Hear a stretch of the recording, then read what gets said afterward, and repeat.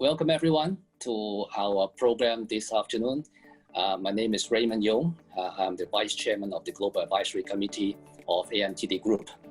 AMTD is actually grand sponsor of the Singapore Fintech Festival 2020. In fact, AMTD is one of the founding partners of the Singapore Fintech Festival and has been supporting the festival for the 4th consecutive year. It is our pleasure to have 3 very distinguished guests today on our panel, and the panel will address the theme, tapping into Greater Bay Area initiatives, implications and cross-border opportunities for the financial sector. So let me do a brief introduction of our panelists today. Firstly, ladies first, Dr. Mien. She is the Managing Director of AXA Hong Kong and is in charge of partner acquisitions, on top of overseeing AXA's health and employee benefits business. Mien also sits on the executive committee of AXA in Hong Kong. Mien has a long list of credentials in the medical and public health domain, and prior to joining AXA, Mien was the medical director of AIA Group. And her career spans every level of the health system globally, including the UK, Australia, and Asia. So welcome Mien to our panel. Next is Ronald. Ronald Yu is the CEO of Airstar Bank, which is a joint venture established by Xiaomi and the AMTD Group, and is amongst the first few virtual banks to officially launch business earlier this year. Prior to joining Airstar, Ronald has more than 20 years of experience in the banking and financial industry, serving in the senior management team in Standard Chartered Bank and China CITIC Bank International. Ronald has extensive experience in various aspects, ranging from risk management, sales and marketing, business development for SME banking services, and development of fintech products in both Hong Kong and China. So welcome, Ronald. Last but not the least, Alvin Kwock. Alvin is a co-founder of OneDegree, representing the new generation of insurtech companies to reimagine the industry with design thinking and digital innovation. Prior to starting up OneDegree, Alvin was the Asia Pacific Head of Emerging Technology and Taiwan Head of Research at JP Morgan. He is also a member of United Nations SFF Banking and Finance Task Force, Hong Kong Insurance Authority's Future Task Force, and also serves on Chinese University of Hong Kong's Business School Quantitative Finance Advisory Committee. Welcome, Alvin. So back to our theme of our discussion today. Given the increasing emphasis placed by the Chinese government on the strategic importance of the Greater Bay Area, particularly Shenzhen, as evidenced by the recent personal visit by President Xi Jinping, who reiterated the support from the central government. So financial institutions in the Greater Bay Area and the ASEAN region are presented with increasing opportunities to expand and benefit from cross-border opportunities. The Greater Bay Area and the ASEAN region share many aspects in common. One, a growing affluent population with a good supply of young and ambitious talents. And 2, a wide penetration of mobile and digital adoption in the financial services sector. 3, a significant trade flows between the various countries in this region, which will be further amplified by the recent RCEP free trade agreement amongst the 15 countries in Asia, covering some 30% of the world's population. So that's the brief introduction of the background. So against the above backdrop, can I start our discussion by asking the first question? Can you share your views on the spectrum of financial services and products which can be offered on a cross-border basis, and how can that be achieved? So may I suggest, Ronald, you start first, given your bank has just started up and. Thank you, Raymond. So I think Greater Bay is a great opportunity for a virtual bank like us, Airstar in Hong Kong. That's the obviously one of greatest potential for us.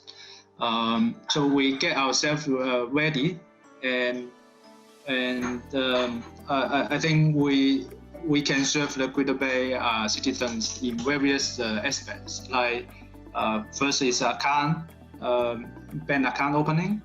We will leverage on the technology and remote account opening technique through the eKYC and identity verification to onboard the customer remotely. And second, I think it's we can offer a differentiated service like the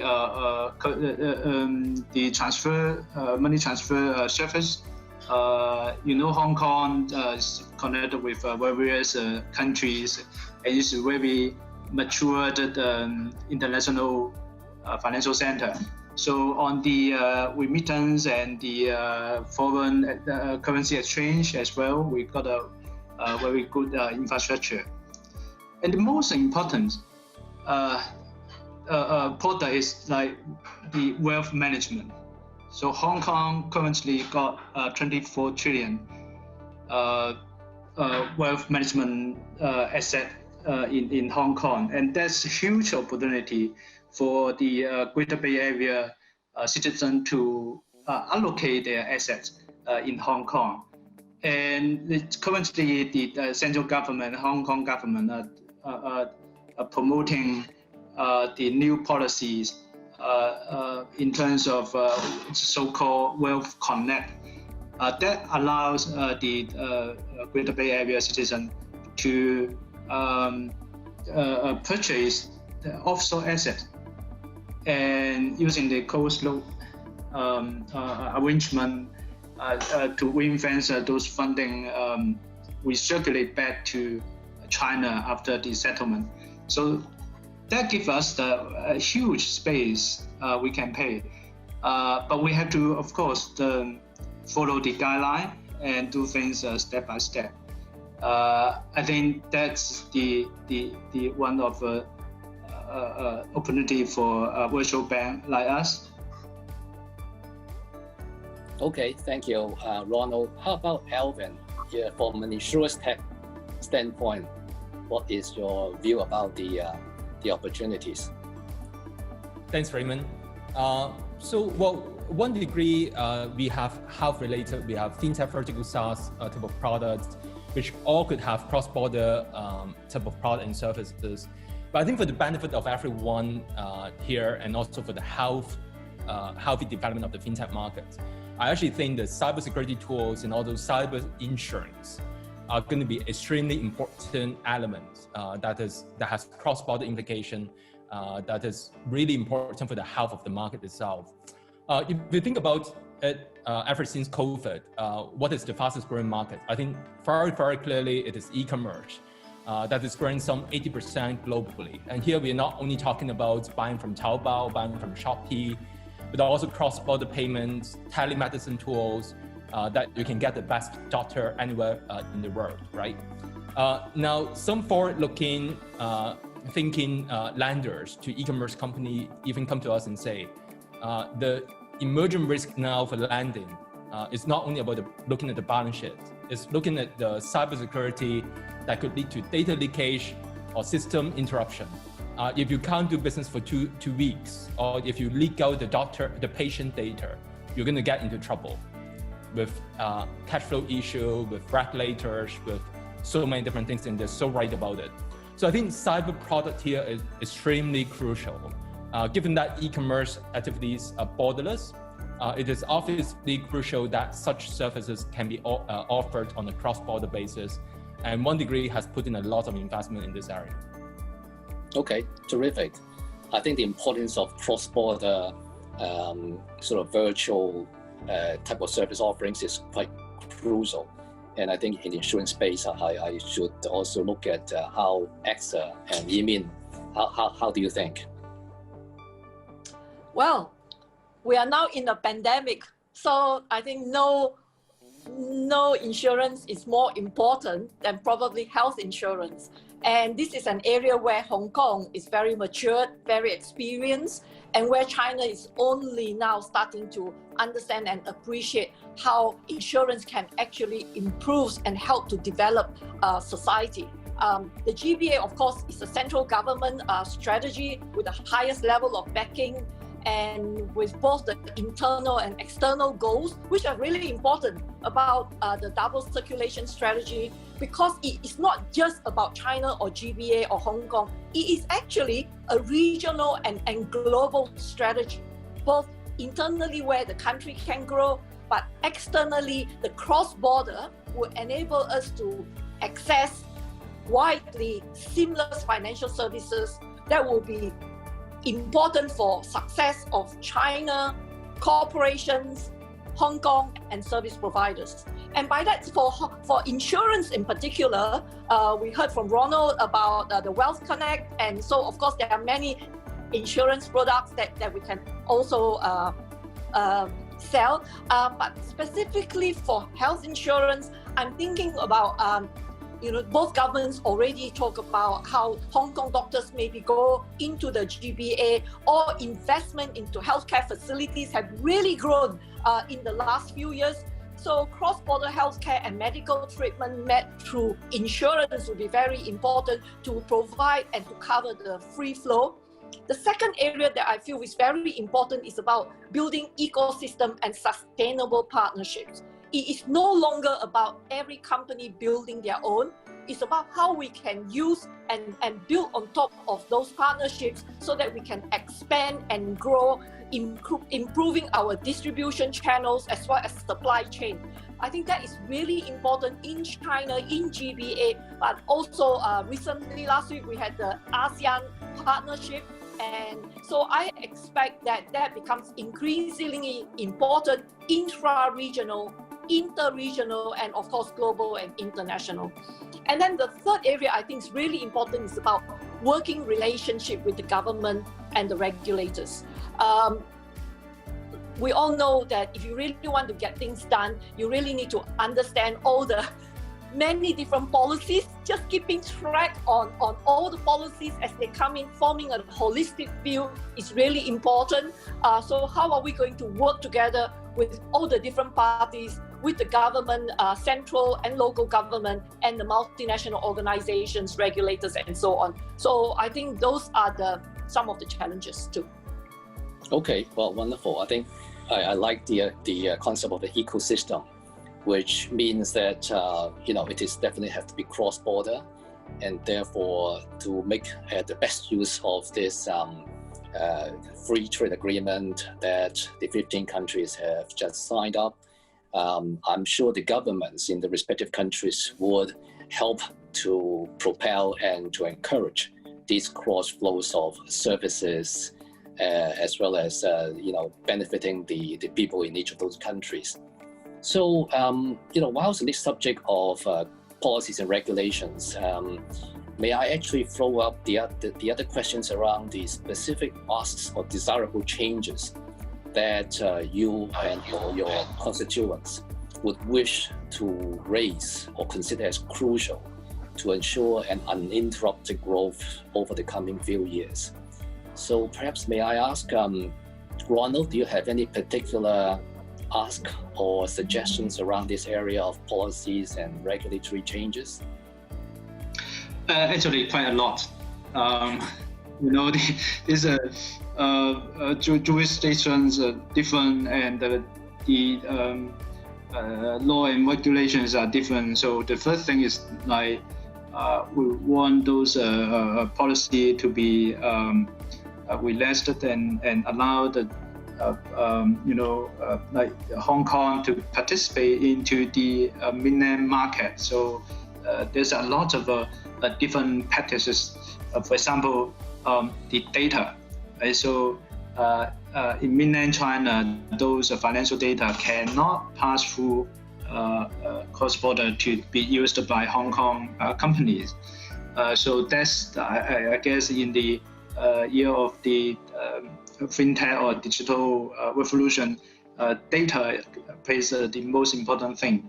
That will relate to KYC. what I mentioned before, the remote account opening required the quite significant use of data to identify the individual. So the true identity and the true person, right? So that requires a lot of data interchange. And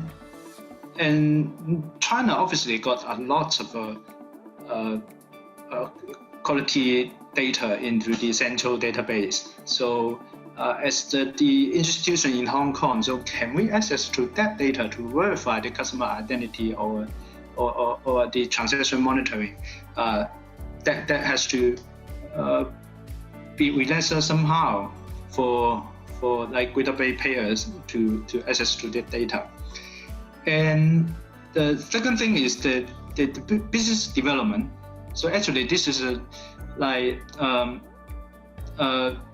Hong Kong financial institution can only do business in Hong Kong. You cannot do the cross-border business activities unless you got approval. So that is again the regulatory support required. And in China, we say the most significant policy we ask is the fund transfer limit.